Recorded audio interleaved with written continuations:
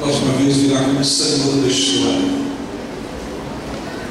A primeira vez, ele veio como residente. Na próxima, ele virá como presidente. A primeira vez, ele veio para salvar. A próxima vez, ele virá para julgar. A primeira vez, ele veio para chamar os homens à salvação. Na próxima,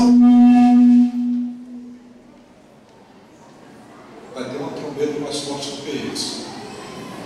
Haverá separação. Como você se situa diante desse tema? Da próxima vez, da iminente volta de Jesus. Sabe o que eu aprendi com essa reflexão?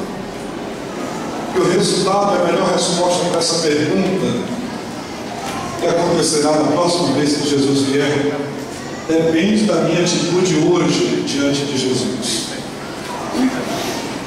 E qual tem sido a sua atitude diante do Senhor Jesus? Cada ano eu gosto de celebrar o Natal meditando detalhadamente uma passagem. Esse ano eu destaquei para a minha reflexão a reação de Simeão diante de Jesus. É curioso que o livro de Lucas diz que fora revelado a Simeão pelo Espírito Santo que ele não morreria sem Deus Salvador. A Bíblia diz também